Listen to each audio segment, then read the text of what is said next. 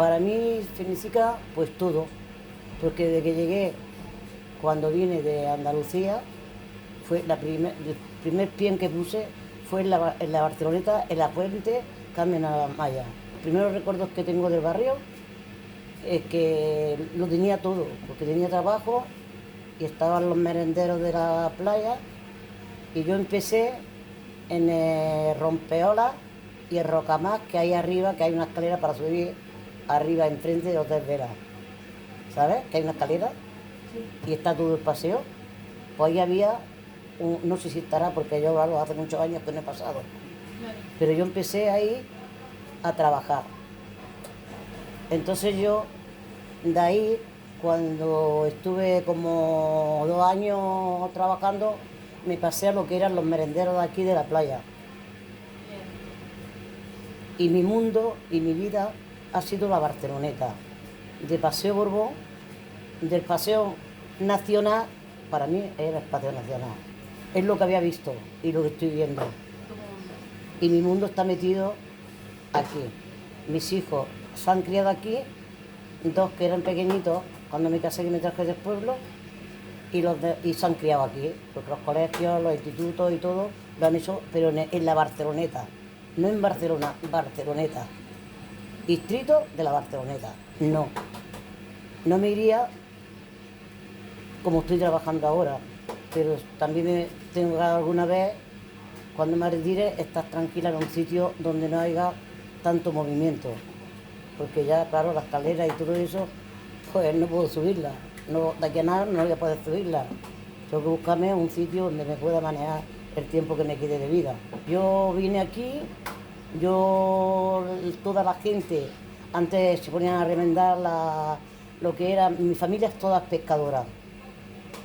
Y cuando llegué aquí, a lo que es la Fuente Carmen Maya, era todo donde está el Hospital del Mar, que estaban las remendadoras, los barcos pequeños que pescaban, los abuelos, los padres, los tíos, y el campo de la bota, que eran las barracas.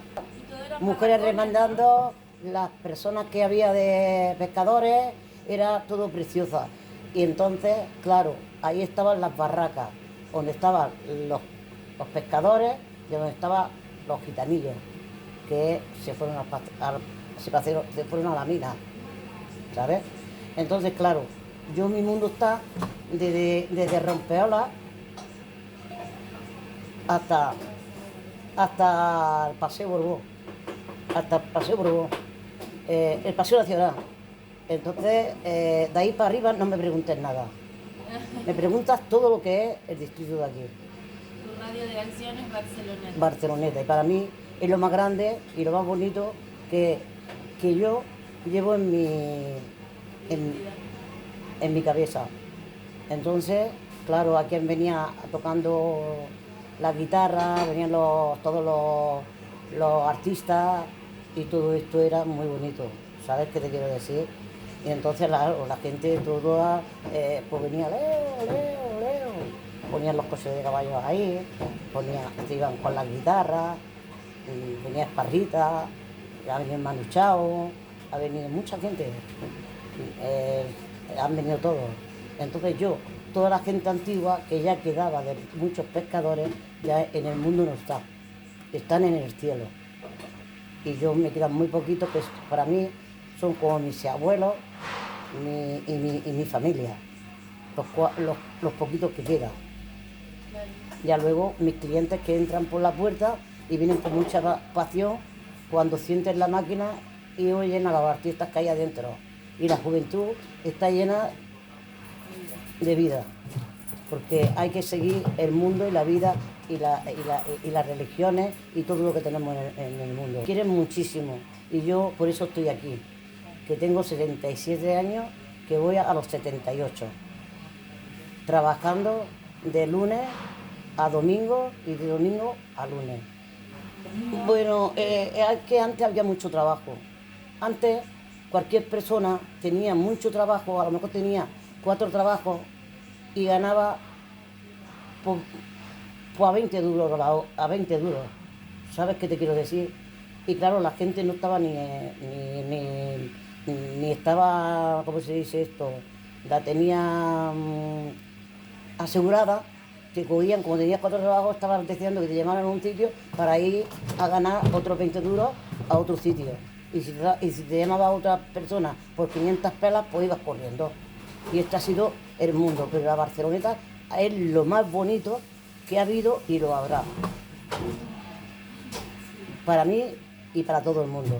Porque mis clientes que son de Australia, que son de Bélgica, que son transfronterizos, que son de todos los países, cuando entran aquí parece que entran es otro mundo. Y yo, pues claro, me hablan, le contesto. Soy una mujer que, que no sé ni leer ni escribir, pero inteligencia tengo mucha. Entonces he sabido lo que he querido y lo que no he querido. Y he tenido 4 hijos, he tenido 5. Me se murieron chiquititos y tengo 4 hijos que no me los ha criado nadie, me los he criado yo trabajando. Y 3 nietos que también los he criado aquí. Gente de antes que ha luchado mucho. Han sido luchadoras, han sido muy madres, muy abuelas, muchos abuelos. Y todavía lo hay, porque yo los veo pasar por aquí como van con sus nietecitos a llevarlos al colegio, para que poder sus hijos o su hija puedan vivir. Porque de la forma que está el mundo no se puede vivir. ¿Y qué tienen que hacer? Pues ayudar a los hijos y ayudar a los nietos. Para que estén un poquito felices. Porque vamos a pasar una cosa muy gorda, que no la había visto yo. Yo no había visto esto. Había miseria, pero no esta. Como ahora lo ha habido. Estos 3 años, porque ha sido casi 3 años que lo he estado. Vamos a estar la epidemia esta, pero esto, porque siempre ha habido enfermedades. Siempre ha habido, porque el hospital del mar era el hospital de los infecciosos, que iban los que estaban tuberculosos y todos, eran camas de aquellas de hierro, sábanas blancas y las monjas aquellas que llevaban los uniformes blancos con las paneras aquellas blancas. Y esto es lo que yo he vivido. Y ver lo que era el hospital, ver lo que era trabajar, levantarme a las 8 de la mañana, tenía que estar a las 3 de la mañana para poder ir a trabajar y a romper olas. Y después cuando me pasaron ya estaba más cerquita aquí. Pero eran de las 8 de la mañana hasta las 2 de la mañana, trabajando como negra. Y todo lo que puedo ayudar a la mayoría de gente, le ayudo, no dinero porque no tengo, pero un plato de comida, un bocadillo, un café con leche, un croissant. En que no lo venda se lo doy, si le hace falta, porque hay muchos que le hacen falta. La Barceloneta tiene eso. La Barceloneta es que tú estás viviendo aquí y no te ha conocido nadie en la vida, pero si alguien se mete contigo y un vecino lo ve, sale a defenderte. Claro, Barcelona no puede hacer porque es muy grande, pero Barceloneta es un pueblo, es como una barriada. Entonces, vamos sido muchos andaluz, muchos portuarios, muchos pescadores. Lo único que le quitaría sería una cosa, que antes veníamos los que veníamos de los pueblos a trabajar y veníamos a trabajar y no había la necesidad que ahora viene cualquiera a pasear y se lo dan todo. Eso es lo que no soy partidaria, ¿me entiendes? Pero de quitar de la Barceloneta las cosas que hay no quitaría ninguna, porque son las antigüedades de cuando se hizo la Barceloneta. Es parte de la identidad. Claro, es que si quitas no puedes poner en la Fuente Carmena allá, por decirte, una estatua, cuando eso está fundado de la artista de antes, de las artistas de la Carmen Amaya, ¿entiendes? Y cada vez que cumple años vienen aquí los gitanos y hacen con flores, y me dedican de allí a aquí. Me gustaría, no sé si lo diré, me gustaría que la mayoría de criaturas, de chavales y que se casan y no pueden pagar un alquiler, que bajaran los alquileres, y que esto de subir los alquileres, y no un padre de familia que tenga 2 hijos y no puede pagar, no puede ir a comer y no puede estar más que justito, porque le están ayudando a las asistencias sociales, pero para las casas no, para la comida, ¿entiendes? Entonces esto es lo único que encuentro, que siempre ha sido la Barceloneta, siempre ha habido los pisos para la gente como para la familia. Había una familia, ibas tú, tu hijo, te lo alquilaba, de tú a tú. A mí lo único que pido es que tener trabajo como tengo y poder pagar y que a mis hijos también tengan donde vivir. Porque yo tengo 2 hijos viviendo conmigo en un cuarto de casa. Y mis hijos los otros están pagando 800 y 900 euros en un cuarto de casa. Y tienen sus hijos y claro, no se puede. No es que no se puede con los trabajos que hay ahora. Barceloneta la quiere todo el mundo, porque es como la Barceloneta no hay nada. Es que aquí tienes que si vienes de trabajar tienes donde ir a una lavandería, puedes ir a comprar por la tarde, puedes ir a comprar por la mañana antes de irte a trabajar. Es que lo haces todo. Come buen pescado, la plaza que tenemos no tiene vista, pero tiene artículos todo buenos, porque yo siempre he ido, desde que tengo mi negocio, pues lo compro a las empresas grandes, ¿no? La carne como eso al matadero, los huevos a la payesa, los tomates a la payesa, todo eso lo compramos nosotros, ¿me entiendes? Pero la gente que sabe comer buen pescado y un trocito de carne, como pobre, pues les gusta ir a comprar. ¿Qué compras? ¿3 trozos de lomo? ¿Qué compras? 4 trozos de lomo? Pues cuentan lo que tienes en tu casa y haces un huevo frito y unas patatas fritas. Y así. Y esto es lo mejor que hay en la vida, la Barceloneta. Y yo moriré con la Barceloneta. Y mis hijos y mis nietos. He hecho este reportaje para las chicas que tengan trabajo, que me quieren y las adoro. Pero también quiero a los que están arriba y al lado y al medio. Un besito. ¡Venga, León!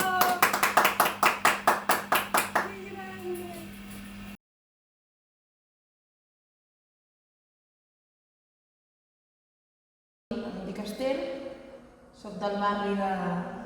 He nascut aquí, a l'Hospital del Mar, i la generació que remet a la meva família aquí al barri és dels meus besavis, que van venir de Vilanova i de Canyelles cap aquí i després van haver d'exiliar-se pel franquisme i després van tornar. Vinc d'una família de pescadors, una família humil, de classe treballadora. He tingut una infantesa molt bona aquí al carrer, amb les meves arrels, els meus amics, amb els meus veïns, prop del mar, i he estat molt feliç. Jo recordo des de ben petita que la meva mare em posava palanganes a la porta de casa amb aigua i els catxarritos de la cuina per jugar. Em vaig anar fent gran i doncs, els nens del carrer m'acollien, hi havia la meva germana també. Érem, no sé, una vintena de nens al carrer jugant cada dia, després de l'escola, els caps de setmana, a l'hivern, quan plovia, quan feia sol, a l'estiu. Anàvem amb la senyora Clotilde a buscar-li les galetes, que era una senyora que vivia a la cantonada. Clotilde, ¿me das galletas? Sí, cariño. I ella prenia el sol perquè vivia a la cantonada, era una senyora molt gran, coixa, portava una sabata amb una zanca així. I després recordo a la senyora Mercè, que ens donava l'aigua, la Carmen, que em deixava anar a fer pipi, i bueno, era molt feliç. Després anàvem tots a donar-nos un banyet al mar, que nosaltres li diem la mar per l'amor a la mar, precisament.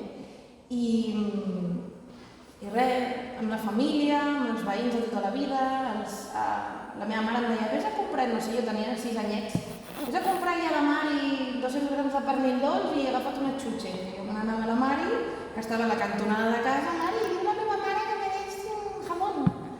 I a poc això s'ha anat perdent, perquè la gent ha hagut de marxar. Des de les Olimpiades del 92 van arreglar tot el front marítim i van canviar molt les coses a Barcelona en general, sobretot a Ciutat Vella. Van fer una neteja del Somorrostro, del passeig marítim, van treure els merenderos que hi havia a la platja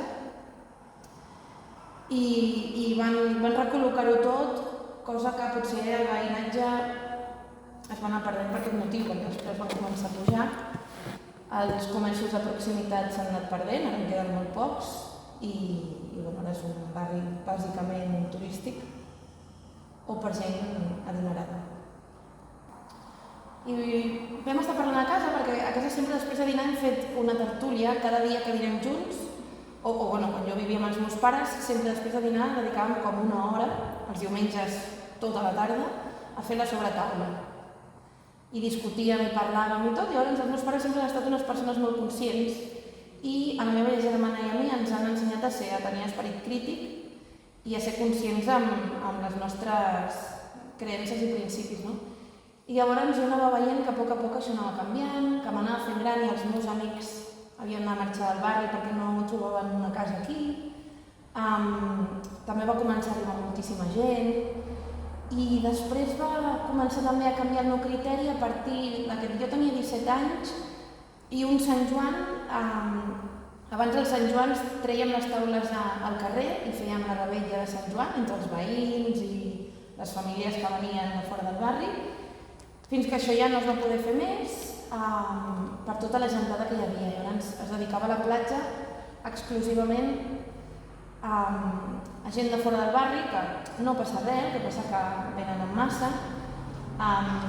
i van començar a fer pipi i caca als carrers, a dedicar-se a la cocaïna, a la venda de cocaïna, o sigui, va ser com un Sant Joan bastant traumàtic.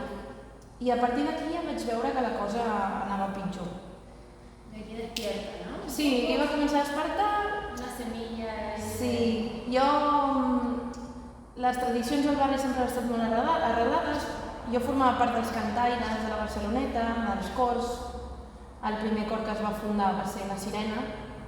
I jo sortia a la Sirena perquè a partir dels 10 anys jo no podia sortir en un cor masculí.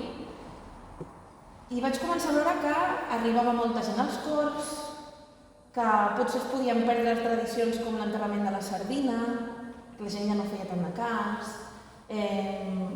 la castanyera, coses aquestes així que tenien un dia a dia o que eren tradicions d'aquí de la terra, a poc van anar transformant-se, no? I no m'agradava.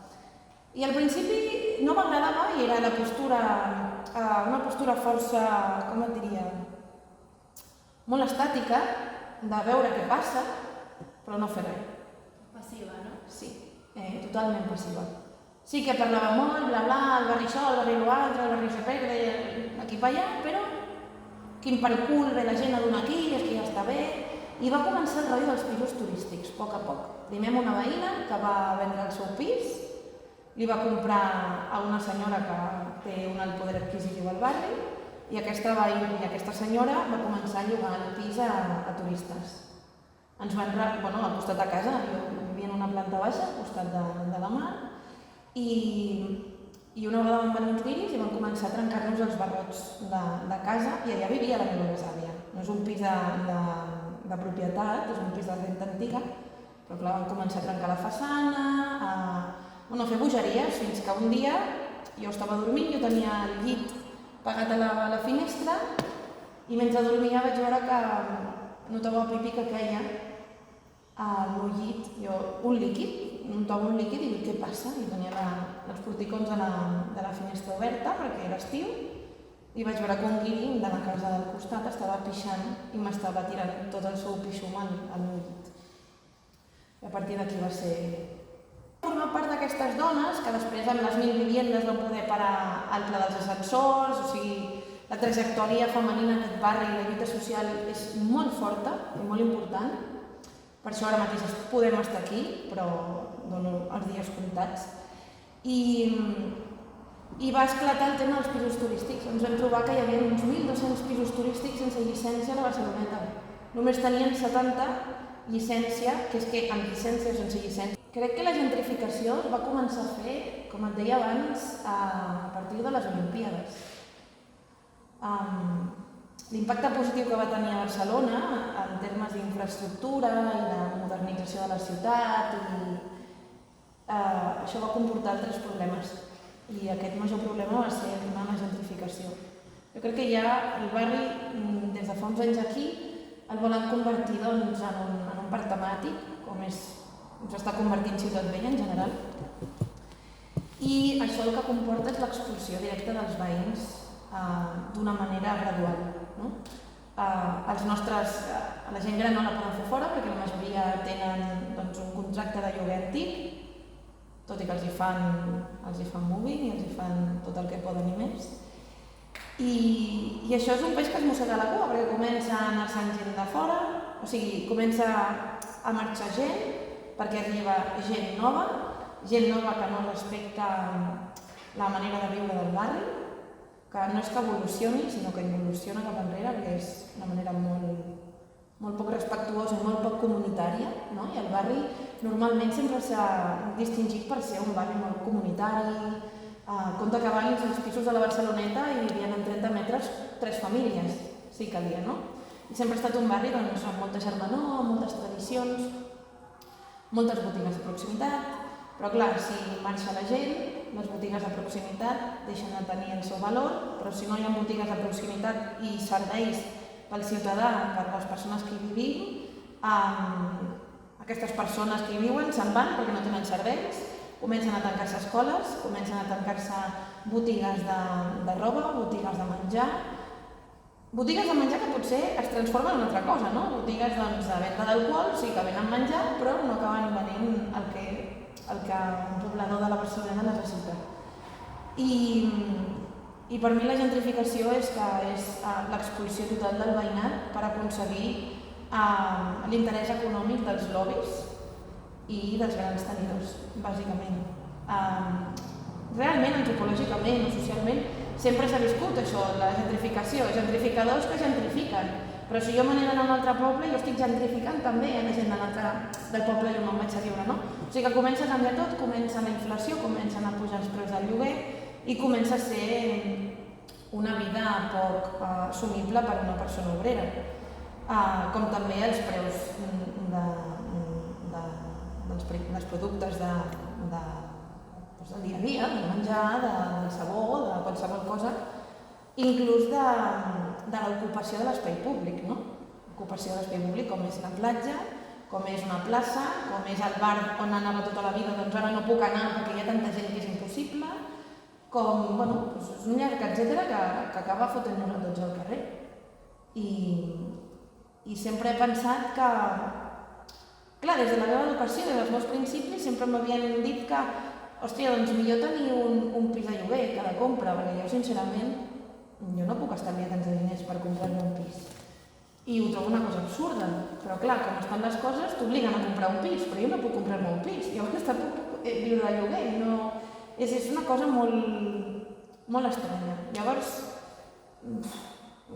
molesta, a mi em molesta molt, em sento envaïda, em sento vulnerada, és una espècie de violació sobre el dret fonamental de la vivenda i de la vida en si. Des que es va fundar el barri, a partir de la fundació fins que es va anar evolucionant, ens trobem amb famílies de classe obrera, de classe molt humil, on els homes abans tenien el pes del treball, o marxaven a la mar o treballaven al port, però és que les dones també treballaven, no?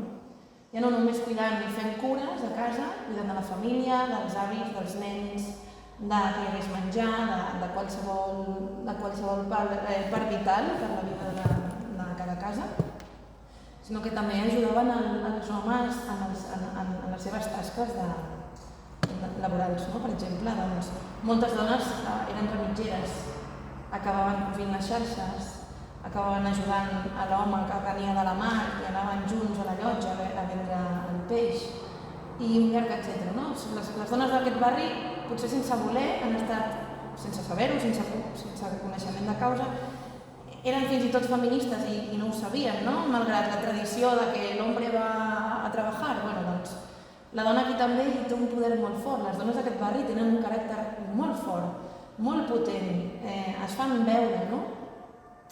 I després ja en el tema de l'activisme, doncs tota aquesta herència que ens han deixat les àvies, les besàvies, les mares, les dones del carrer, les veïnes, la dona de la tenda. Normalment abans els homes, i ara no, es morien abans, doncs era la dona que havia de prendre el paper de portar una casa, però és que jo crec que ja el portaven encara que estigués a l'home. I sobretot també en temps del franquisme, que aquí es va patir molt, aquí al barri hi havia molt republicanisme, van haver-se d'exiliar molts homes, les dones els van acompanyar i després van retornar amb ells. Jo tinc l'exemple de la meva besàvia Mercè, que van haver-se d'exiliar i al tornar doncs ella tenia aquesta fortalesa, no? I també jo crec que les dones en si aquí sempre han estat feministes, activistes, lluitadores pel barri, lluitadores per les famílies, lluitadores per casa seva, lluitadores pel comerç, no? I prenen un paper molt important i a partir de la que jo coneixo més, històricament, és a la Lourdes, amb el seu precedent de la Miliona i de les dones del carrer Pescadors, que tradicionalment sempre duien el seu davantal, ajudant els altres, intentant que les festes tradicionals del barri no es perdessin, intentant que el port no portés els seus jets de luxe i privatitzés una part molt important nostra, que és el moll. Això cada vegada és una mica impossible, però elles ho van lluitar. Amb el pla dels ascensors, que no recordo del tot exactament quan era, però de 2 o 3 edificis, o sigui, cada 3 edificis volien tirar una terra per fer ascensors, i elles van aconseguir, amb l'ajuda de les 1.000 vivendes i de gent que també volia ajudar, doncs frenar totalment aquest projecte. També van intentar frenar el tema de l'Hotel Vela, però això no es va aconseguir perquè pel mig també estava el port de Barcelona. I crec que tenim un munt de referents activistes, feministes, des de la fundació del barri fins a dies d'avui.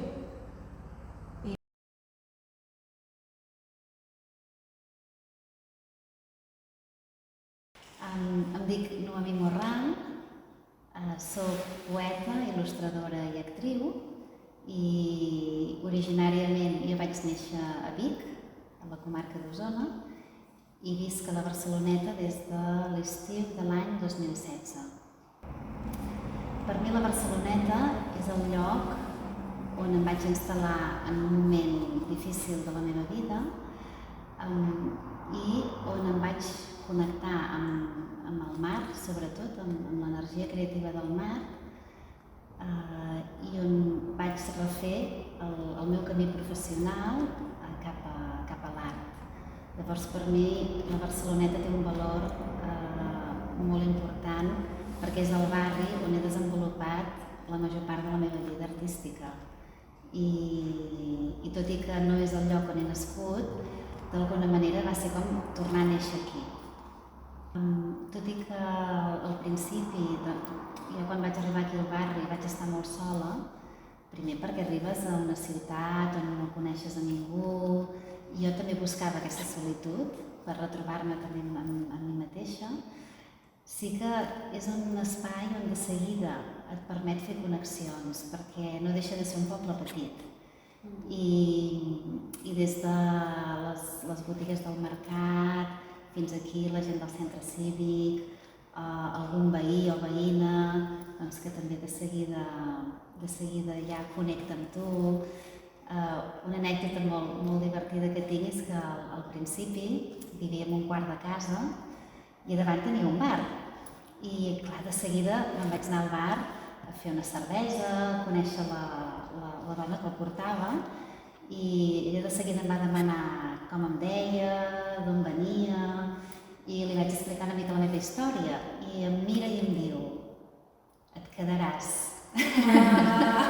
Clar, des del principi el barri per mi ha estat molt vinculat a la meva creativitat, perquè ja només arribar em vaig posar a escriure les vivències que jo tenia aquí.